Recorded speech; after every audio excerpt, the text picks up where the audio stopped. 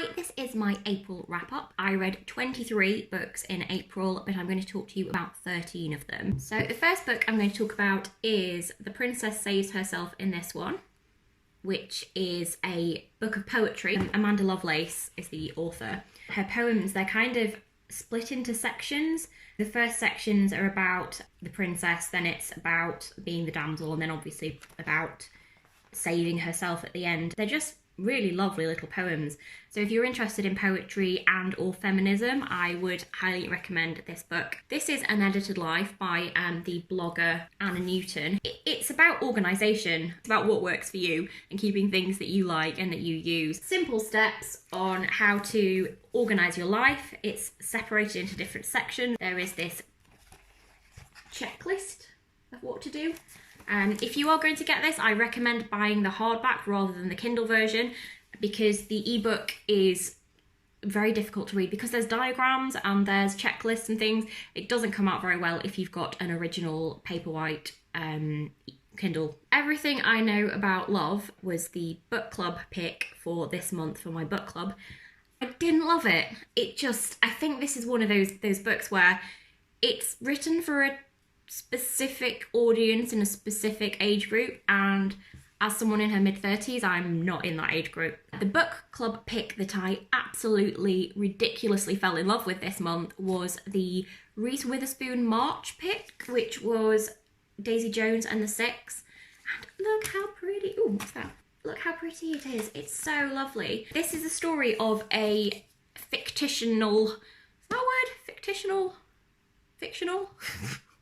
This is a story about a fictional band in the 70s called The Six, and how they paired up with a heiress slash songwriter slash party queen, Daisy Jones. The band fell apart after a spectacular meteoric rise to fame, and this is told, it's done as a faux biography, so it's done through interviews with all the different people who were involved with the band at the time. I felt like they were a real band. I wanted to go out and buy their album, and I wanted to find out more about them. They felt like real people to me, which it was amazing, but it was also kind of heartbreaking that, oh, actually this isn't real.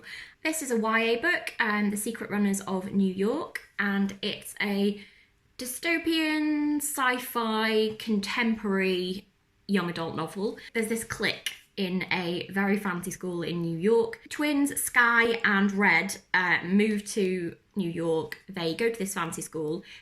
They get welcomed into the club, and what they find out there is the secret running club passed down through the generations of the elite at this fancy school, and it opens a portal underneath the city that sends you into the New York of the future, where the world has been destroyed, and it's all focusing around this apocalyptic event that's supposed to be happening, but then there's also all the general teen drama, boyfriends and mean girls and all that kind of thing. It's very good. I thought it was interesting. I liked that he didn't cop out at the ending, which if you read it, you'll know what I mean. The Suspect is the third book in the series about Kate Waters, the investigative journalist. In this one, it's investigating two girls who went for a sort of gap period holiday abroad to Thailand, and they went missing. They were meant to phone in to find out their A-level results, and they didn't, so the parents suspect that they're missing, and Kate gets involved in the investigation. But the tagline on this one is, what if it was someone you knew? Kate's son also is in Thailand at the minute. He moved away there, so she uses this as an opportunity to try and track down her son as well, but then finds out that he's actually been involved in the disappearance of these two girls. So it's all very intriguing. I really enjoy this series. If you follow me on Instagram, you will know that I have been obsessed with this book and this series this month. Quicksand is about Maya and her relationship with a very rich and attractive boy called Sebastian. They have this whirlwind romance over a summer during the holidays from school, but then when they go back, Sebastian starts to get a bit controlling, starts to be a bit weird, but the book and the programme actually open up on what's happened after. So Sebastian went on a bit of a rampage and shot 5 people in the classroom that Maya was in, the prosecutor is saying that Maya was involved, that Maya helped Sebastian, that she was planning to blow up the school, and that they wanted to kill all their classmates and friends and were planning on going on a much bigger spree. Whereas Maya, she doesn't have much of a memory of what happened, but she doesn't think that she was wanting to get involved in it. But the thing that you do know is that she does admit she did fire the gun. I really like pretty books and coffee table books. This month I read Dieter von Teese's Burlesque and the Art of the Tease book, which is just, you know, it is a very pretty book. I really like things about the 50s and the 40s and kind of old-fashioned films and musicals and the fashion of that time. So this was just a nice little book. This is a book that was on the long list for the Man Booker Prize last year. The Water Cure. It's a dystopian, I don't know, it's not a thriller, but it's not standard fiction as well. It's quite disturbing is the way to describe this book. It's not a very long book, but I think it's only about 240 pages, but it's not really one that you can kind of power through. I just had to know what was going on. So this one is about three girls, Grace, Leah and Skye. They're sisters. You alternate between Grace, Leah and Skye's thought process and what's happening to them.